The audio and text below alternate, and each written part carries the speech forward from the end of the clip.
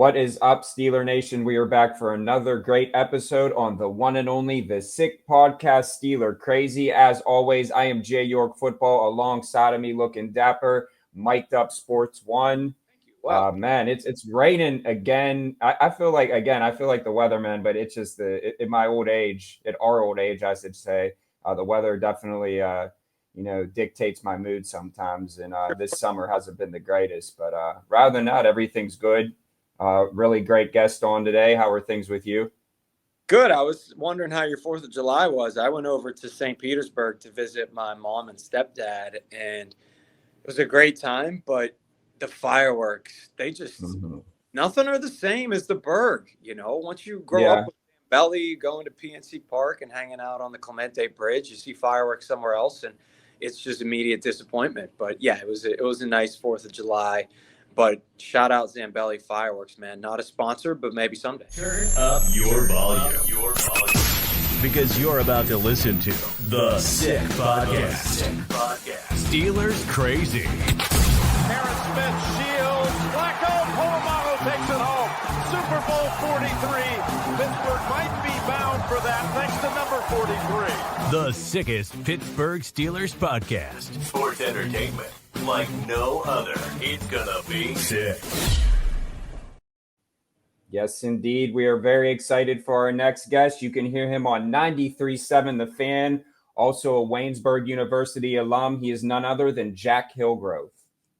What's up, guys? Happy to be on. Thanks for the invite. It's July, and it's one of those down times of Steelers football. But I mean, we'll blink in 2 weeks. We'll be here, and the boys will be reporting for training camp. And then from there, it's, all downhill towards the regular season. So I'm fired up and ready to go. Shout out to TOP too, Channel 9. Everybody make sure you check Jack out there in Ohio and any region that you might get that channel. But dude, it's nice having you on. I was talking about off air that your cousin was in my wedding, and shout out Justin. He's one of our 37 listeners. No, I'm just kidding. So I know he'll be listening to this. I wanted to give you the opportunity really quickly. Do you have any bad takes in the memory bank that he's thrown out there, or you just want to throw some shade at him in general? Because I'd love to do that. Nothing that off the top of my head. Now, he would always get on my case growing up because, again, a diehard Pitt fan. He was a diehard Pitt fan, and we both are still to this day. His sister's husband, his brother-in-law, Brian, also a diehard Pitt fan. And growing up, I would always be, I don't know. They might be 9-3 or 10-2 this year, and then they would just go 6-6, and he would just give me a ton of crap for that. So he would usually dog my optimism for Pitt football in the late 2000s and early 2010s. But the one year I was right. I thought they were going to win 10 games, and that was the year that they won the ACC championship. So I guess we're batting 120 for a lifetime with the Pitt football takes with Justin. But no, that's my guy. He and myself were, thick as thieves growing up. I looked up to him like crazy. He's a few years older than me. So I'm happy that we get a chance to talk about him here for a little bit. And Mike, I've known you for several years with you guys dating back to your college days. So it's cool. Yeah, no doubt about it, man. You mentioned Pitt collapse, but of course last year we had a Steelers collapse as well. You said all downhill from here as we transition into the regular season. Hopefully it's not all downhill for the Steelers this season. So just off the bat, man, initial outlook, and obviously want to start with Aaron Rodgers. What were your thoughts, and what do you think his ceiling might be this year? Yeah, I think his ceiling might be just a tad or a hair better than Russell Wilson. And the biggest complaint that I have about Aaron Rodgers being the Steelers quarterback is the age, and I don't necessarily know how much he's able to do some of the things that it used to be able to do. I think the answer to that question is very little. But I'm a little bit more okay with it as this roster has sort of taken shape with the Minkah Fitzpatrick trade for Jonnu Smith and Jalen Ramsey. The message is clear. The message right now is that this team is going all in on 2025 and trying to win a playoff game and get over that playoff hump. They did that to an extent last year by bringing in Russell Wilson. They thought that Russell Wilson, with his experience and the way that he played in that second year in Denver, would have been a good enough option to win them a playoff game. It wasn't. They got maybe a little bit more aggressive by their terms and went out and got a big name like Aaron Rodgers, despite, the age and despite, maybe the lack of play that he's obviously been used to throughout his career. And then they go and trade their all-pro safety for a couple of guys that they think that can help. They're all in on 2025. They're all in on trying to win a playoff game this year and seeing how far Aaron Rodgers can take them. And Mike, the ceiling, I think right now is maybe 10, 11 wins, and maybe Aaron Rodgers gets them past the wild card round. And then at that point, you get to 4 teams left in the AFC. There's just still a ton of teams and a ton of quarterbacks that I have a hard time believing the Steelers could beat in a postseason matchup. Baltimore, Buffalo, Kansas City, to name a few of them. And I mean, that's just the sad reality of it. The Steelers don't have that long-term franchise quarterback right now. And until they do, this is what we're going to be talking about. Yeah, man, I have to agree with you. I mean, you improve at quarterback, even if it's just by a smidge. I think we agree the skill players are better. DK's an upgrade over Pickens at the end of the day, and it looks like the defense will improve as well, of course, in the secondary. But to beat those teams, somebody you need on the field is TJ Watt, right? And obviously, right now, there are some contract disputes. He was not at OTAs, minicamp. So what are your thoughts on this right now, Jack? And do you expect him to eventually, be wearing black and gold here shortly before training camp? Not before training camp. He will be it's going to be interesting. Now, the last time that this took place, 4 years ago, there was the hold-in aspect. And everybody's talking about, he was there last time during it all, and now he's not. That's a big difference. I don't necessarily know that's the case because if you remember, that was all going on during COVID, and training camp was just in Heinz Field, at the time named Heinz Field. If they were still going out to St. Vincent at that point, I don't know that Watt would have made the effort to go all the way up to St. Vincent College and do what he did in that capacity. So I think that's worth noting. And I think it's going to take a while. I don't think he's going to be there on report day on July 23rd. And it could be one of those situations like the last time where it took all the way up until week 1 of the regular season. But everybody that I've talked to inside that building, colleagues of mine that are on the beat that have talked to, similar sources, they're optimistic that things are going to get done. They're optimistic that things will work out in both sides' favor. But I've said this on a couple of my radio shows, guys, time and time again. I side with his big brother, and his big brother, JJ, on Pat McAfee said, in these situations, it's better for both parties if you get this done early. I don't know why they weren't working on this a year ago, because a year ago, the tension, if there is any, wasn't there. And the year ago, Myles Garrett didn't have that $40 million hill to climb if you're the Steelers, because I'm sure TJ Watt wants to be more compensated than Myles Garrett, and rightfully so. But I think he'll be there. I think he'll be coming off the edge week 1 in New York against the Jets. And if I were to put a scale on it, I'd say it's probably at most a 5% chance that he gets dealt. And the only reason he does get dealt, I think, is because the Steelers are going to be at a point of no return and say, we can't do it. It's just impossible to agree for the two sides to agree. And I don't think it's anywhere close to that yet. Yeah, hard to disagree with he and his camp. Probably his last chance. It is his last chance at a big contract in the NFL. Jordan, go ahead. Yeah, so let's talk about the wide receiver 2 void. I know, I think it was Austin Bechtel or someone, Tyler Boyd did a camp, and they were talking about what it would become. Obviously, he's a Pitt guy. Do you see them signing anyone, or do you think they're just going to roll with what they have now? Especially and Jordan. How intrigued are you by the Tyler Boyd? Yeah, I mean, a couple of years ago, I probably would have been more intrigued. And I mean, Tyler Boyd is my guy. Grew up loving him in a Pitt uniform, and it made it tough when he was a rookie in Cincinnati balling out. And as he, became a Cincinnati Bengal, I wanted to root for the guy, but obviously that's, a team the Steelers play twice a year. I don't think that Tyler Boyd is a realistic option for the Steelers now.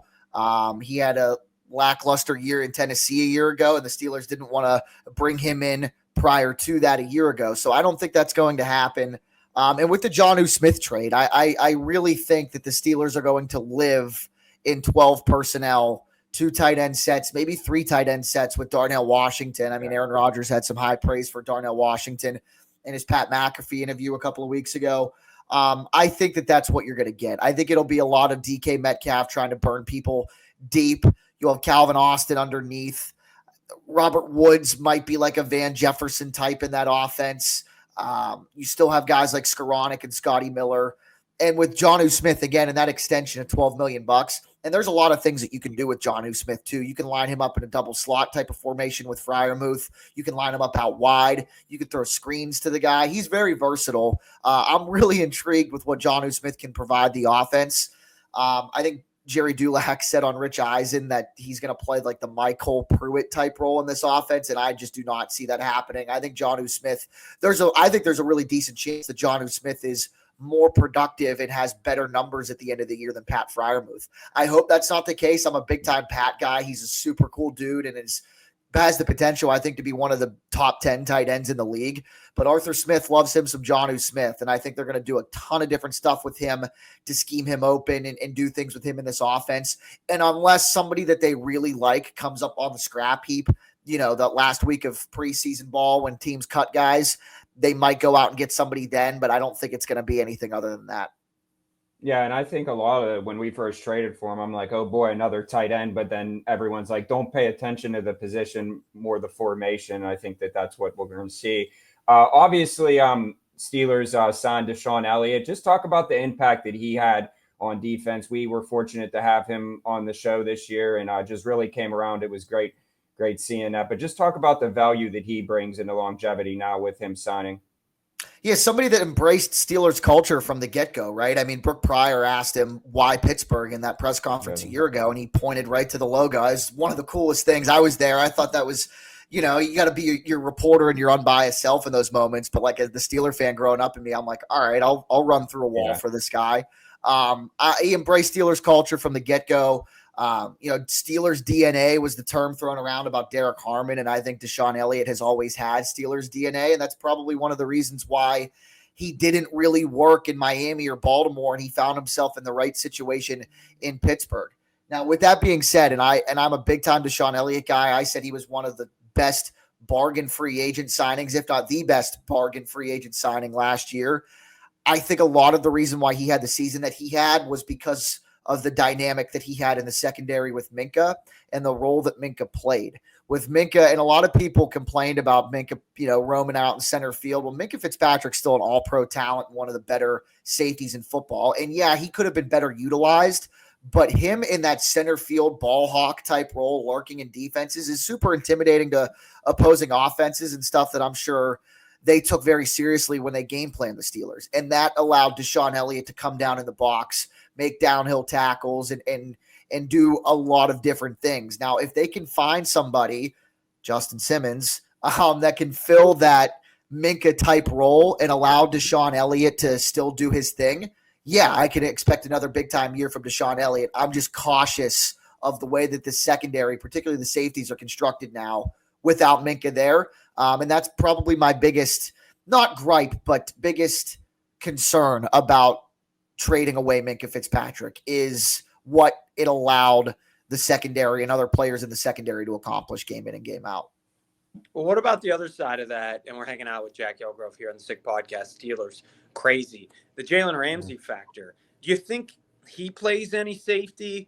And if he does, is it almost more of a cause for concern? Kind of a little bit of a pre-Patrick Peterson vibe. Where do you want to see him?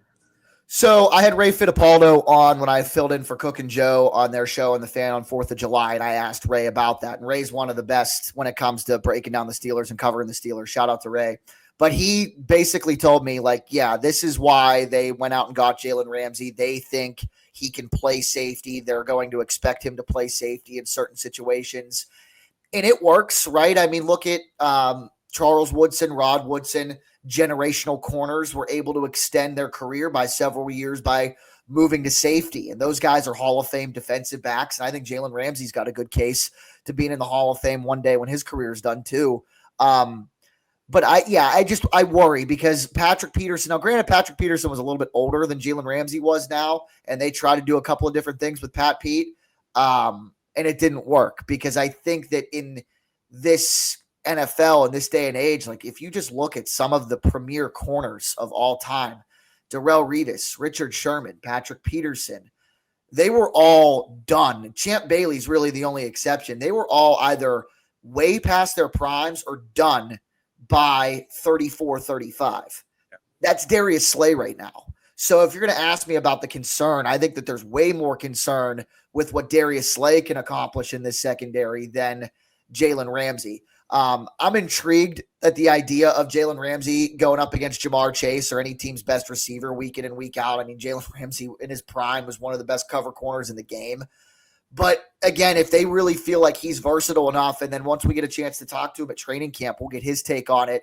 You get the sense that he feels like he's versatile enough to cover different roles in the secondary, then yeah, it could work. But if there's any cause for concern, I think it's more so with Darius Slay, just for a sheer fact of the odds are stacked against him with how old he is and how some of his peers, as good or better than him in the past, have fared at that age. Yeah, and maybe they kind of showed their confidence level in Slay whenever they picked up Ramsey. I mean, you sign a corner and then immediately you trade, of course, an all-pro safety for another corner, and, things might not be so rosy when it comes to Darius Slay. Jordan, do you have anything else? We always just like to ask, and you kind of talked about the gauntlet of the AFC in general, but the AFC North, where do you see the Steelers in the pecking order as far as just the AFC North going into the season? Obviously, we're far away from that, but comes up pretty fast. Just a way too early prediction per se. Yeah, well, I mean, definitely not first, and a lot of things can happen during the regular season, and Lamar Jackson or a key member of that Ravens offensive line might be out for a prolonged period of time, and those games between the Ravens and the Steelers, for the most part, are obviously very close and have been very close for a long time. So, like, the ball could bounce their way in those matchups with Baltimore, and they could end up beating them twice. I wouldn't be surprised by that. But on paper, at the beginning of July, I think they're definitely second. It pains me to say this, guys, but right now, in the beginning of July, the Ravens are my pick to win the Super Bowl. I just think with another year of Lamar Jackson and Derrick Henry, Todd Monken, their offensive coordinators, have been a guy that's been floated around for head coaching jobs, and he hasn't gotten one yet, so he's still at their disposal. They go out and get DeAndre Hopkins. That secondary with Kyle Hamilton and other guys on that Ravens defense, they're just, I think, one of the most well-rounded teams in the National Football League. Them and Philadelphia are my Super Bowl pick right now. That could change. Obviously, it might change. I don't know. But I just definitely think that Baltimore is going to be tough. And I would say right now, I think I'm leaning the Steelers maybe being third. And that's just more so because of Aaron Rodgers and his age. And there's a bunch of questions there. But there's an equal amount of questions with how Cincinnati's defense is going to go. Like, can the Bengals beat teams 40-30? Because they're going to have to, because that defense is putrid. So I think there's a very, very real chance that the Steelers might be second in the AFC North. I don't know if I'm going to go there yet. Maybe we'll see. I'll wait until, leading up to week one until my prediction gets into effect. But yeah, right now, definitely second, maybe third, definitely not fourth. The Browns, I think, are going to be one of the worst teams in the NFL. So we'll wait and see there. But I do think the Steelers have a pretty decent chance of making the postseason again this year and trying to win, a playoff game. It's something that they're tired of hearing about and something that I know the players are tired of hearing about. So that's the goal this year, and we'll just have to wait and see. If Jack is cut off at all, it is not a Baltimore Ravens t-shirt. It's a Waynesburg purple there it is. It's a Waynesburg purple that he's got on. Well, yeah, I think it's just the lighting. It looks purple. It's actually black, but Waynesburg yellow jacket. Shout out to Lanny Fratteri and the Waynesburg University Department of Communications. I wouldn't be where I'm at in my career without it. So yeah, definitely not purple and definitely not Baltimore Ravens. There was no doubt about it. Let's go. O'Neal Cruz, home run derby. Is he gonna... Yeah, how about that? I was a little shocked to see that when that news broke, but I mean, I remember I loved the home run derby growing up, and I don't think it's really a hot take. I think a lot of people agree that the old format of the derby was just 1,000 times better than what it is now. And like watching Kutch in it, and I think 2012 or 13, and Pedro Alvarez was in it as well. Jason Bay, if you go back to when the All-Star weekend was in PNC Park, was awesome. So I'm definitely going to get up for the home run derby a little bit more watching O'Neal Cruz participate, especially with how far that dude can hit a baseball. Yeah. I think Jason Bay hit 0 home runs. I think he put up a goose egg. So I think O'Neal will at least do better than that. But it's certainly exciting. I can't wait to see. Even though he might swing and miss at a few of those 60-mile-an-hour meatballs. Who knows? Jack, what do you got coming up, man? Tell all the viewers. Yeah, so a couple of shows Sunday mornings on 93.7 The Fan, a couple of Thursday night programs as well. It just kind of depends on the schedule and how things shake out. But my more consistent time slot on The Fan, Sunday mornings, 7 to 10 a.m. We have a lot of fun, so tune in. And then as far as the full-time gig at Channel 9 in Steubenville and Wheeling, just covering Steelers training camp. When that rolls around July 23rd, I'll be there pretty much every day through the Friday Night Lights practice. And then we have to shift into our high school football coverage when August rolls around. So between, Ohio State and WVU and in the Ohio Valley, those are the teams that everybody really cares about out here. And then obviously with Pitt rolling up, I just bought College Football 26. So after I hop up with you guys, I'll probably start playing that a little bit. Between that, you're fired up for the college game. High school stuff's rolling around as well, and talking to you guys about the Steelers. I'm just ready for football. Does the Pirates being one of the worst teams in Major League Baseball have a lot to do with that? Absolutely. But football is the best sport on planet Earth, and I'm really, really fired up for it, especially the Steelers this year. It's going to be a lot of fun. Let's go. I think that makes three of us we here. Appreciate it. As Lanny would say, man, no doubt about it. Appreciate you you joining us today. Thanks, Zach. Can't wait to keep listening and watching, man. All of our best. Yeah, appreciate you guys for having me on. Thanks for thinking of me, and we'll talk to you soon. Thanks, guys. Thanks, Jack. Enjoy your vacation. Man, yeah. I could get College Football 26 and fire it up. I didn't get last year's version because they required me to get a PS5, I'm pretty sure, and I still have the old school PS4. I'm rocking it, but I think I need to finally up my console game and go ahead and grab myself the PS5 because, man, that looks like one of the best video games of all time. So maybe he just inspired me there at the end of the show. Yeah, I feel like any college game, I just remember, basketball even, they're just the best. I think it's just because of the atmosphere, and you can play with your player and build them up and then go pro. So it's just great. We had a lot of good times, definitely. So playing college football. You're right. That hoops game, I think like JJ Redick was on the cover. That was bad. Yeah. But so much fun, man. We I think every day our excitement grows a little bit on this podcast. Our energy, I should say, you can probably feel it because football season is getting closer, and very soon training camp will be here. Hopefully we'll bring you guys some more players and great guests like Jack. So we thank everybody so much for tuning in. Sick Podcast, Steelers Crazy. Make sure you subscribe, like, and share it. And thanks so much. Jimmy, go ahead. And that's a wrap. Hope you don't miss us too much until next time. Follow the Sick Podcast Steelers Crazy on YouTube, Instagram, Facebook, Google Play, and Apple Podcasts.